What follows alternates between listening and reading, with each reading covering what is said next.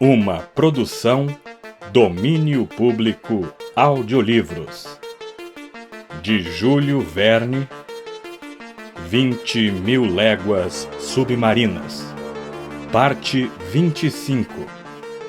Narração Jaime Maciel. Antes de começar o vídeo, curta, compartilhe e caso ainda não seja inscrito no canal, clique no botão Inscreva-se. Assista também pela nossa playlist. Aproveite o audiolivro.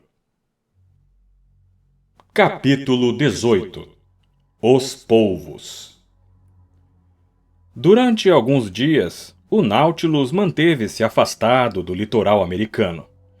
Embora, evidentemente, não pretendesse atravessar as águas do Golfo do México ou do Mar das Antilhas, não teria faltado água sob sua quilha, uma vez que a profundidade média desses mares é de 1.800 metros. De certo, aquela região, por ser semeada de ilhas e frequentada por vapores, não convinha ao Capitão Nemo. Em 16 de abril, a uma distância de aproximadamente 30 milhas, avistamos os elevados pitons da Martínica de Guadalupe. O canadense, que tinha em mente executar seu plano no Golfo, fosse alcançando um pedaço de terra ou acostando uma das numerosas balsas que fazem a cabotagem de uma ilha à outra, não poderia ter ficado mais decepcionado. A fuga teria sido possível se Ned Land tivesse conseguido apoderar-se do escaler às escondidas do capitão. Porém, no meio do oceano isso era impensável. O canadense, Conselho e eu tivemos uma exaustiva conversa a esse respeito. Fazia 6 meses que estávamos confinados a bordo do Nautilus. Percorrêramos 17.000 léguas, e, como dizia Ned Land, não havia sinal de que aquilo fosse terminar. Foi quando ele me fez a proposta inesperada de, sem rodeios, perguntar ao Capitão Nemo: "O capitão pretende conservar-nos a bordo indefinidamente?" Tal procedimento, além de me desagradar, parecia-me condenado ao fracasso. O melhor era não esperar nada do comandante do Nautilus e contar apenas com a nossa iniciativa. Além do que, ultimamente, aquele homem vinha se tornando cada vez mais sombrio, retraído e antissocial, como se quisesse me evitar. Eu só o encontrava a raros intervalos. Antes ele gostava de me explicar as maravilhas submarinas. Agora, deixava-me com os meus estudos e não aparecia mais no salão. Que mudança se operara nele? Por qual motivo? Eu não fizera nada digno de censura. Seria nossa presença a bordo o motivo de sua angústia? Ainda assim, eu não devia esperar que um homem como ele fosse nos devolver a liberdade. Pedi então a Ned que me deixasse refletir antes de agir. Se a tentativa não desse certo, ela poderia reavivar suspeitas, tornar nossa situação intolerável e prejudicar os planos do canadense. Acrescento que estava fora de questão eu alegar problemas de saúde. Excetuando a dura provação da banquiça do Polo Sul, nunca nos sentimos melhor, tanto Ned quanto o Conselho e eu. A alimentação sadia, atmosfera salubre, rotina diária e temperatura uniforme não davam chance à doença. E para um homem em quem as lembranças da terra não deixavam nenhuma saudade, para um Capitão Nemo que está em casa, que vai aonde quer, que por vias misteriosas para os outros, não para si, não mede meios para chegar a seus fins, era compreensível uma existência daquele tipo. Nós, porém, não havíamos rompido com a humanidade. De minha parte, não desejava enterrar comigo estudos tão curiosos e pioneiros. agora que me achava em condições de escrever o verdadeiro livro do mar, o qual pretendia ver o quanto antes publicado. Nas águas das Antilhas, 10 metros abaixo da superfície, pelas escotilhas descerradas, quantos espécimes interessantes não registrei em meus apontamentos diários. Eram, entre outros zoófitos, galeras conhecidas pelo nome de fisálias pelágicas, espécie de volumosas bexigas oblongas, com efeitos nacarados, retesando sua membrana ao vento e deixando flutuar tentáculos qual fios de seda, encantadoras medusas para o olho, verdadeiras urtigas que destilam um líquido corrosivo ao toque. Dentre os articulados, anelídeos com 1,5 metro de comprimento, dotados de uma tromba cor-de-rosa e 17 órgãos locomotores, que serpenteavam sob as águas, dardejando na passagem todos os tons do espectro solar. No ramo dos peixes, raias-mantas, enormes seres cartilaginosos com 3 metros de comprimento e pesando 300 quilos, com a nadadeira peitoral triangular, uma certa protuberância no centro das costas, olhos instalados nas extremidades da face anterior da cabeça e que, boiando como um destroço de navio, às vezes grudavam na vidraça feito uma persiana opaca.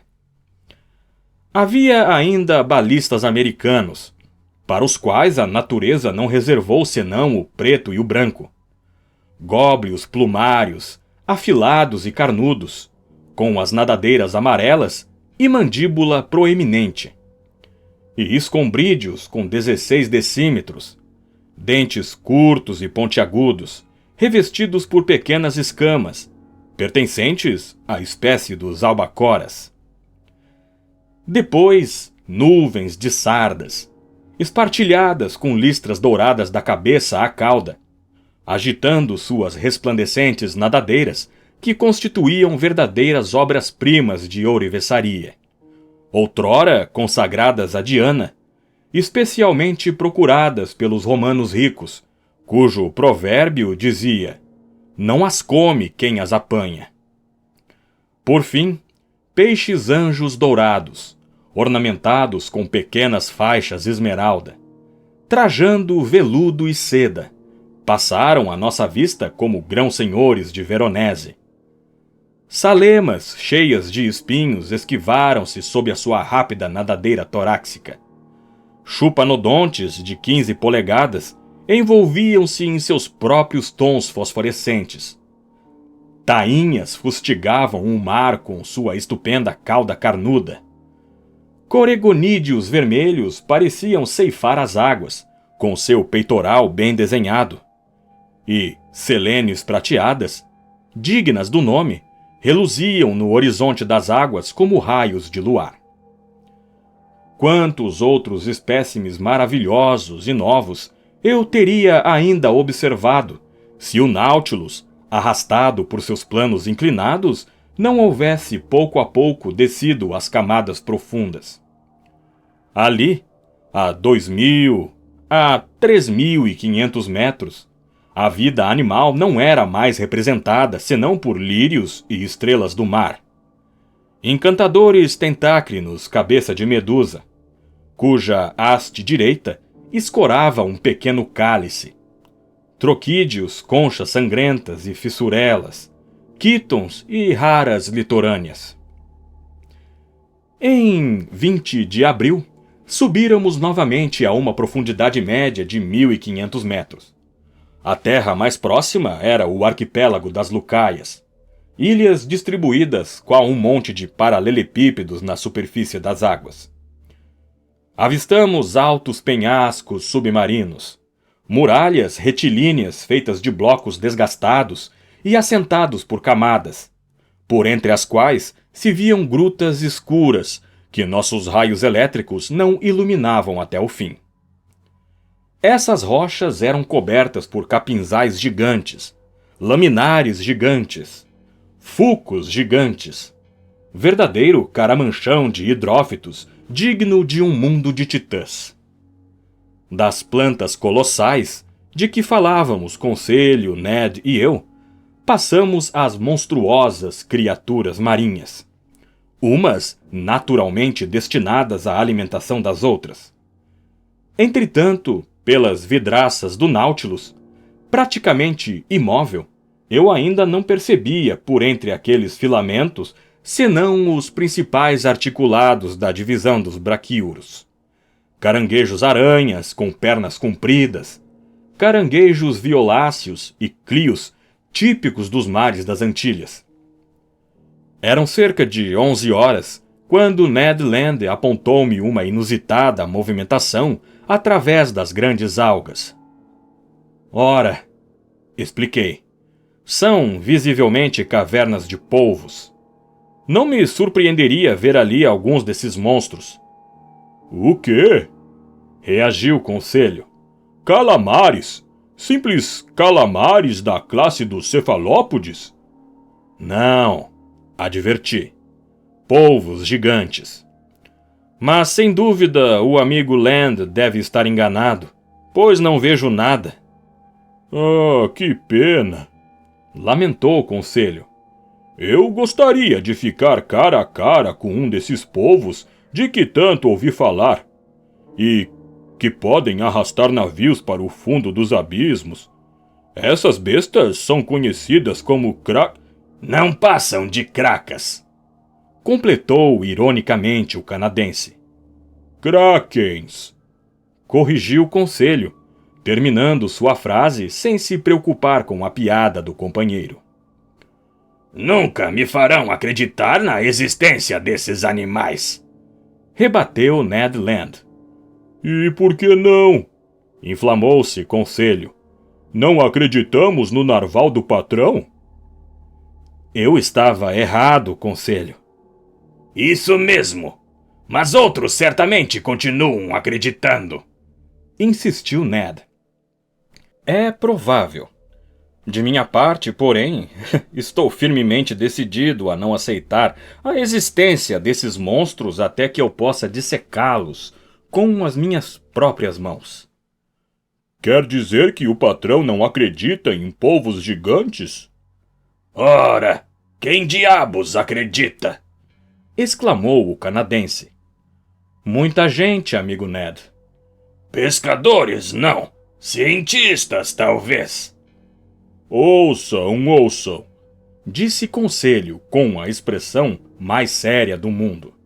Lembro-me perfeitamente ter visto uma grande embarcação arrastada sob as águas pelos tentáculos de um cefalópode. Viu mesmo? Sim, Ned. Com seus próprios olhos? Com meus próprios olhos. Onde, por favor? Em Saint-Malo, afirmou o Conselho imperturbável. No porto? Ironizou Ned Land. Não, numa igreja, respondeu o Conselho. Numa igreja? Exclamou o canadense. Exatamente, amigo Ned. Era um quadro representando o tal do polvo. Essa é boa, admitiu Ned, caindo na risada. O senhor Conselho me fez de bobo. Na verdade, intervim. Conselho tem razão. Ouvi falar desse quadro, mas o tema que ele representa é tirado de uma lenda. E vocês sabem o que devemos pensar das lendas quando o assunto é história natural. Aliás, em se tratando de monstros, tudo o que a imaginação quer é divagar. Não somente há quem diga que esses polvos são capazes de arrastar navios, como Olaus Magnus fala de um cefalópode com 1,5 km de comprimento, que mais parecia uma ilha que um animal. Conta-se também que, certo dia, o bispo de Nidros ergueu um altar numa pedra imensa, e que, terminada a missa, a pedra saiu andando e voltou ao mar. A pedra era um polvo.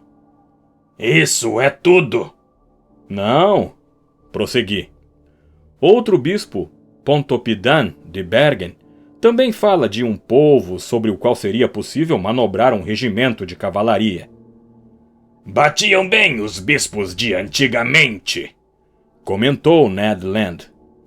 Enfim, os naturalistas da antiguidade citam monstros cuja boca era comparada a um golfo e cujo tamanho os impedia de atravessar o Estreito de Gibraltar. Que disparate! Zombou o canadense.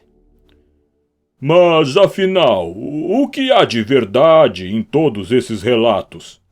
Perguntou o Conselho. Nada, meus amigos. Pelo menos nada que ultrapasse o limite da verossimilhança e mereça ser promovido à fábula ou lenda. Todavia, a imaginação dos contadores de história requer, se não uma causa, pelo menos um pretexto. Não podemos negar a existência de polvos e calamares de espécies colossais, embora inferiores aos cetáceos. Aristóteles auferiu as dimensões de um calamar de 5 côdeas, ou seja, 3,10 metros. Nossos pescadores costumam se deparar com alguns cujo comprimento ultrapassa 1,80 metros. Os museus de Trieste e Montpellier conservam alguns esqueletos de polvos medindo 2 metros. Aliás, pelo cálculo dos naturalistas, uma criatura desse tipo, com apenas 2 metros de comprimento, teria tentáculos com 8. Isso bastaria para transformá-lo num formidável monstro. E são pescados ainda hoje? Perguntou o canadense.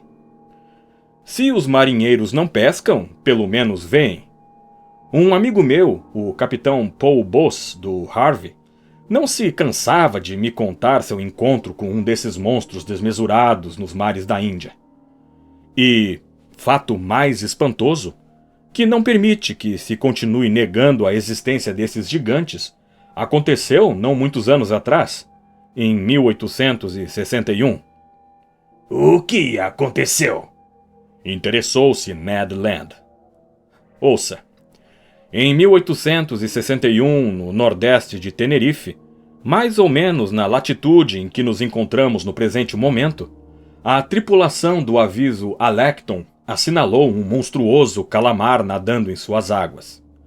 O comandante Bolger aproximou-se do animal e atacou-o a golpes de arpão e tiros de fuzil sem grande sucesso, pois balas e arpões atravessam suas carnes moles como se fossem gelatina. Após várias tentativas infrutíferas, a tripulação conseguiu capturar o molusco com um laço, o qual escorregou até suas nadadeiras caudais, parando ali. Tentaram então içar o monstro a bordo, mas ele pesava tanto que, sob a tração da corda, se separou da cauda e, privado daquele ornamento, desapareceu sob as águas. E isso é verdade? Duvidou Ned Land. Verdade indiscutível, caro Ned. Sugeriu-se, inclusive, batizar esse polvo como calamar de Bolger. E qual era seu comprimento? Perguntou o canadense. Não media uns 6 metros? Interveio o conselho, posicionado na vidraça e examinando novamente as anfractuosidades do penhasco. Precisamente? Respondi.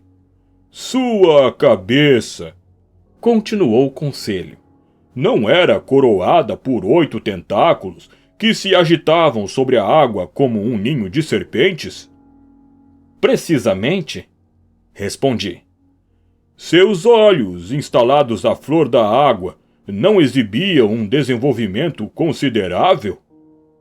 Isso mesmo, conselho. E sua boca não era um verdadeiro bico de papagaio, mas um bico fora do comum? Com efeito, conselho. Pois bem, com a sua licença, patrão. Concluiu tranquilamente, conselho. Mas se aquele não for o calamar de Bolger, deve ser um de seus irmãos.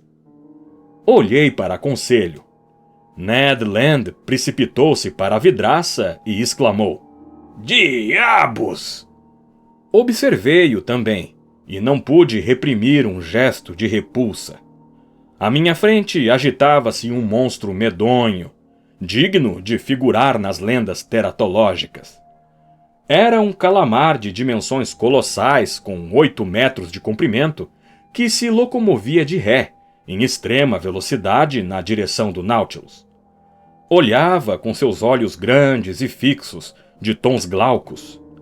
Seus 8 tentáculos, ou melhor, suas 8 patas, implantadas na cabeça, que valeram a esses animais o nome de cefalópodes, apresentavam um volume que era o dobro de seu corpo, e retorciam-se como a cabeleira das fúrias.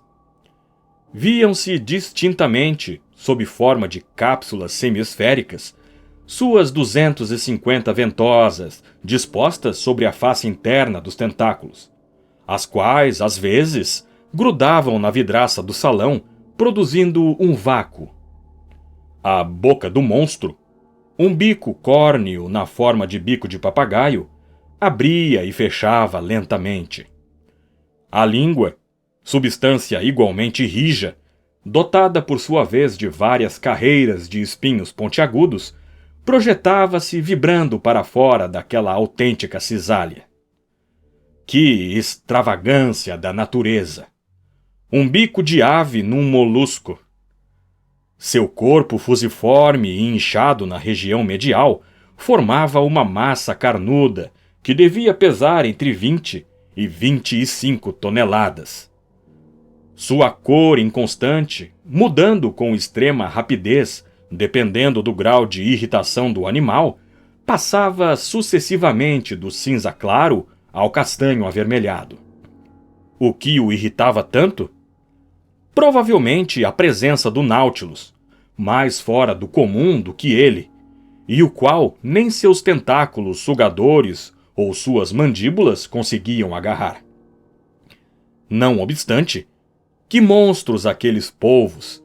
Que vitalidade o Criador lhes injetou!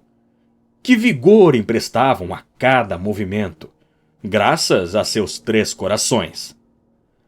O acaso colocara-nos diante daquele calamar, e eu não quis perder a oportunidade de estudar minuciosamente o cefalópode. Venci o horror que me inspirava seu aspecto, e valendo-me de um lápis comecei a desenhá-lo. Talvez seja o mesmo do Electon, sugeriu o conselho. Não, rebateu o canadense. Já que este está inteiro e o outro perdeu a cauda. Esta não seria uma razão, argumentei. Os tentáculos e a cauda desses animais formam-se por regeneração, e sem dúvida 7 anos foram suficientes para a cauda do calamar de Bolger se recompor. Tudo bem, tornou Ned. Se não é este, talvez seja um daqueles. Com efeito, outros polvos surgiam na vidraça de estibordo. 7, pelos meus cálculos. Escoltavam o Nautilus, enquanto eu ouvia os rangidos de seu bico sobre o casco metálico. Estávamos muito bem servidos. Continuei meu trabalho. Os monstros mantinham-se em nossas águas com uma precisão que os fazia parecer imóveis, e eu poderia ter-lhes desenhado a silhueta sobre o vidro. De fato, avançávamos a uma velocidade moderada. Subitamente, o Nautilus estacou, sacudido em toda a sua nervura. Será que encalhamos? Perguntei. Se assim for, já nos desvencilhamos, pois flutuamos, respondeu o canadense. O Nautilus flutuava, sem dúvida, mas deixara de avançar. As pás de sua hélice não fustigavam as ondas. Passou-se 1 minuto. O capitão Nemo, seguido por seu imediato, adentrou o salão. Fazia tempo que eu não o encontrava. Pareceu-me sombrio. Sem falar conosco, sem nos ver talvez, foi até a escotilha. Observou os polvos e disse algumas palavras ao imediato. Este saiu. As escotilhas voltaram a se fechar. O teto se acendeu. dirigi-me ao capitão. Uma curiosa coleção de polvos, disse-lhe no tom displicente do aficionado diante do cristal de um aquário. Tem razão, senhor naturalista. Ele me respondeu. E vamos lutar corpo a corpo com eles. Fitei o capitão. Julgava não tê-lo ouvido direito. Corpo a corpo? Repeti. Sim, senhor. A hélice está parada. Penso que as mandíbulas rijas de um desses calamares penetraram em suas pás, o que nos impede de avançar. E o que fará? Subirei à superfície e massacrarei esses parasitas. É uma tarefa difícil. Realmente. Como as balas elétricas são impotentes contra essas carnes moles, onde não encontram resistência suficiente para explodir, atacaremos com machados. E arpão, senhor, disse o canadense, se não recusar minha ajuda. Eu aceito, mestre Land. Vamos com o senhor, eu disse. Seguindo o capitão Nemo, nos dirigimos para a escada central. Lá, uns 10 homens armados com machados de abordagem estavam prontos para o ataque. Conselho e eu pegamos 2 machados. Ned Land agarrou um arpão. O Nautilus retornara então à superfície das águas. Um dos marinheiros, instalado nos últimos degraus, desatarrachava os rebites do alçapão. Porém, assim que os parafusos saíram, o alçapão ergueu-se de chofre, aparentemente sugado pela ventosa de um tentáculo de polvo. Imediatamente, um tentáculo esgueirou-se como uma serpente pela abertura, e 20 outros se agitaram acima de nós. Com uma machadada, o capitão Nemo cortou o indescritível tentáculo, que ainda se contorcendo escorregou escada abaixo. Enquanto nos espremíamos uns atrás dos outros para alcançar a plataforma, outros 2 tentáculos, zunindo no ar, abateram-se sobre o marinheiro posicionado à frente do capitão Nemo e o arrebataram com uma violência irresistível.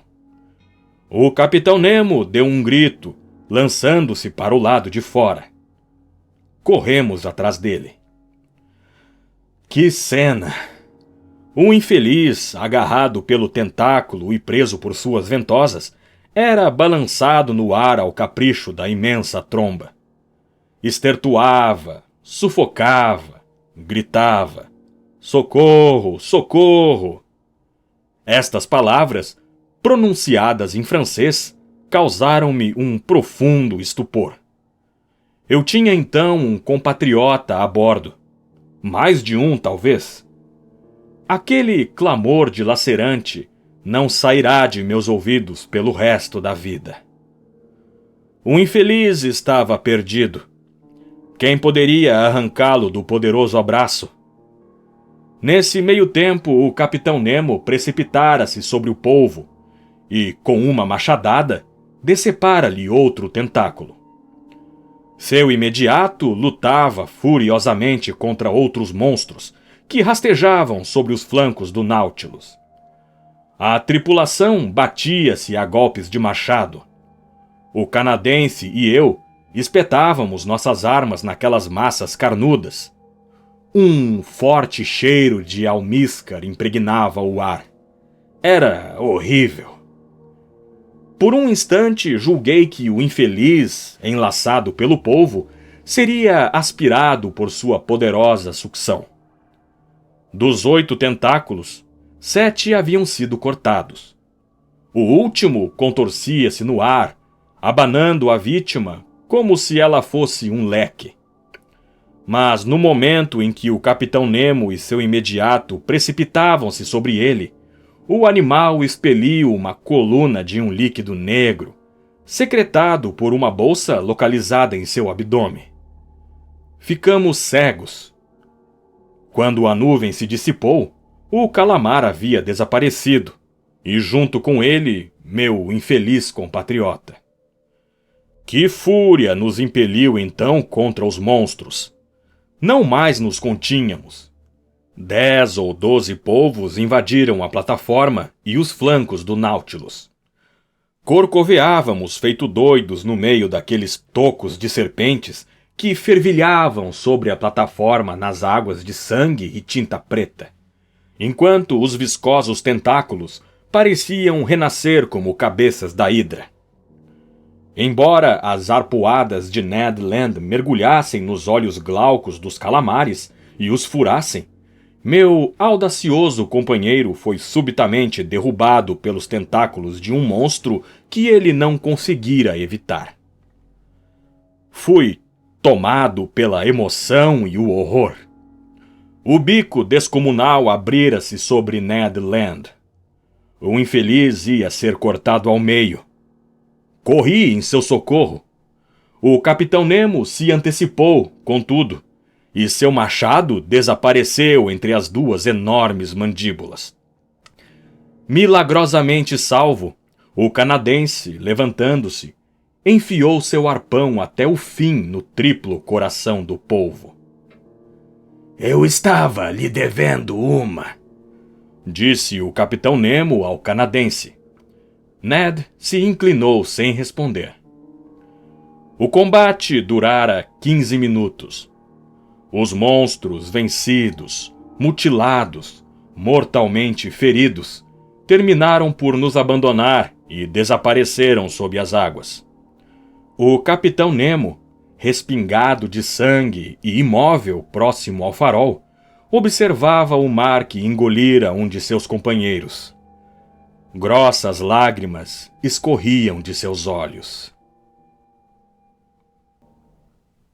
Você está escutando o livro 20.000 Léguas Submarinas, uma produção do canal Domínio Público Audiolivros.